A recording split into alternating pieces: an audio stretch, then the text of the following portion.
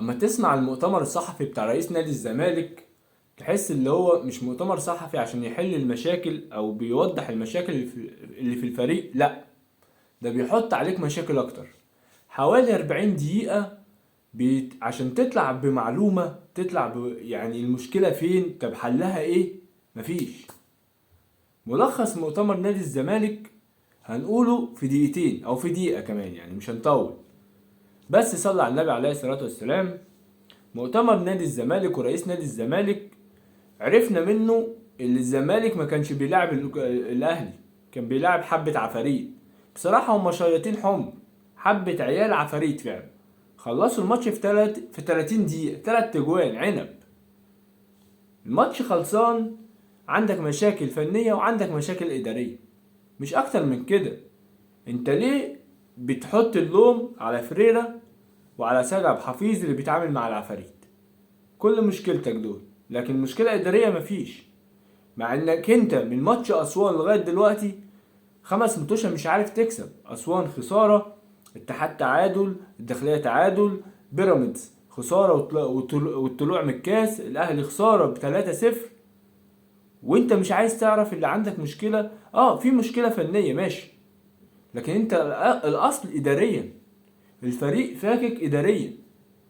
يعني لما اللعيب قبل ماتش اسوان ياكلوا اللعيبة تاكل فسيخ، وبعديها تطلع تقول على لعيبة عندك بتاخد منشطات او بتشرب مخدرات، طب اللعيب يتعامل معاك ازاي او يلعب ازاي؟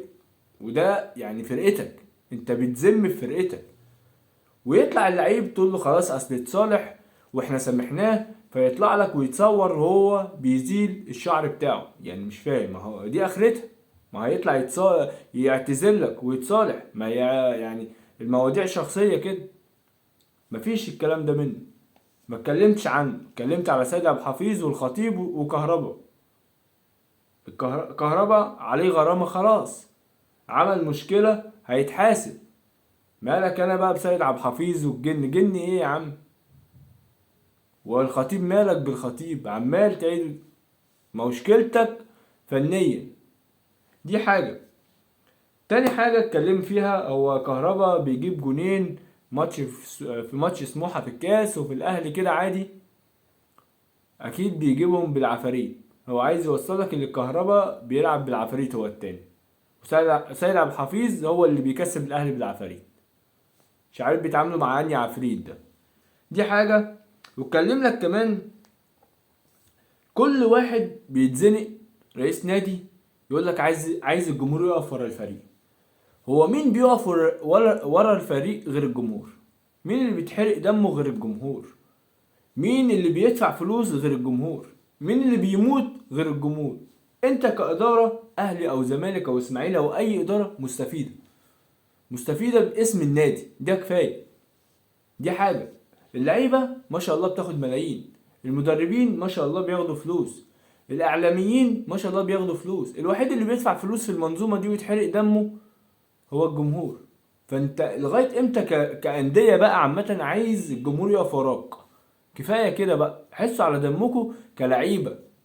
كل واحد اداري يعمل اقصى ما عنده عشان خاطر الفريق، وبعدين تخلي الجمهور يقف وراك. دي حاجة. اللي بيتفرج على المؤتمر كهربا غلط، وهو بيوصف بقى اللي كهربا غلط وعمل ايه، فعمال يعيد كرئيس نادي الزمالك الحركات اللي بيعملها كهربا. طب انت راجل بتعمل مؤتمر صحفي، النادي من اكبر اندية الشرق الاوسط واكبر نادي في افريقيا، من اكبر الاندية في افريقيا، ورئيس نادي يعني رئيس نادي الزمالك يا جماعة، تعمل الحركات دي بايدك ازاي؟ يعني انت بتقلده ولا بتعيبه ولا ايه يعني؟ يعني في ناس كتير بتشوفك، في قنوات كتير المفروض هتذيع المؤتمر ده. ايه الحركات اللي انت بتعملها دي؟ دي حاجة. وفي حاجة تانية بقى، هو طرد مصطفى الجويني او الجويلي، مش عارف ايه يعني سيبك من اسمه. مفيش كده. يعني هما السبب في اللي حصل ده على فكرة. هو يعني واحد من الاسباب اللي هو يترد. بس يا عم ايه يعني من تواضع لله رفعه. ايه ده؟ ايه الغرور ده؟ عمل ايه عشان تطرده اصلا؟ مسك تليفون اتكلم تطرده بره؟ انت بتاع يعني انت ايه يعني ايه ده؟ اول مرة اشوف حد بيطرد حد على الملأ كده ويكسفه ويحرجه. مرة عملتها، ومرة مع احمد جمال، ومرة مع مصطفى يونس زعقت عليه، زعقت فيه، ومن ساعتها ما طلعش وخسرته نادي الاهلي. ايه يا جماعة؟ مفيش حد كده مفيش اللي انت بتعمله ده. اه هما سبب من الاسباب اللي وصلوك لكده، لكن ايه الغرور ده يا ابني؟ ما يعني معلش مفيش الكلام ده خالص. دي حاجة من الحاجات.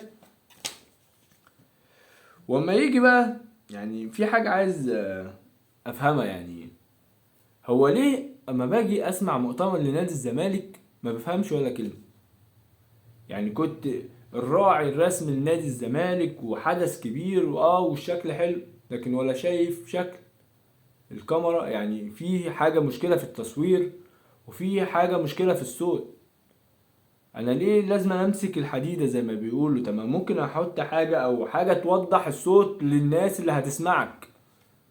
انا بسمع المؤتمر بتاع النادي الاهلي او اي نادي يعني مش الاهلي، بسمع محمود الخطيب بيتكلم كل كلمة واضحة. اي مؤتمر في اي نادي لازم تسمع الكلمة واضحة، الا نادي الزمالك مؤتمر صغير زي مؤتمر كبير، ما تسمعش اي حاجة والكلام مش مفهوم خالص. دي حاجة. اما بقى الحاجة الاخيرة، هو انت عامل مؤتمر صحفي عشان خاطر الناس تسألك ولا عشان تتكلم لوحدك؟ اتكلمت 40 دقيقة وما شاء الله ما استفدناش اي حاجة، فقلت الناس تسألني. فالناس بتسألك اي سؤال مش على دماغك او مش على هواك، تقول له اقعد وتكشر له. تعمل مؤتمر صحفي عشان انت بس الاسئلة اللي على مزاجك هي اللي تجاوب عليها؟ يعني اما بتفرج كل حد يسأله على سؤال يقول له اقعد اقعد. هو ايه المؤتمر الصحفي ده يا جماعة؟ مفيش كده. واللي استفدناه في الاخر عليك كهرباء اكتر ما هو عالي. ده على فكرة انت كده مش بتهد كهرباء ولا بتهد محمود الخطيب ولا بتهد سيد عبد الحفيظ، انت بتهد فرقتك انت يعني لو انت عملت مؤتمر صحفي عشان يعني تصلح المشاكل او توضح بعض المشاكل، والمفروض مفيش مؤتمر صحفي عشان بعد خسارة ماتش او اي ماتش، يعني مش فاهم. بس انت عايز تلبس الليلة كلها الاتنين، فيريرا والنادي الاهلي متمثل في محمود الخطيب اللي خد لعيب هارب، كهربا اللي عمل غلط وده لازم يتحاسب عليه، سيد عبد الحفيظ اللي شغال مع فريق. ولو انت لسه مكمل معايا في الفيديو يا ريت تشترك في القناه وتفعل زر الجرس وتعمل لايك. سلام.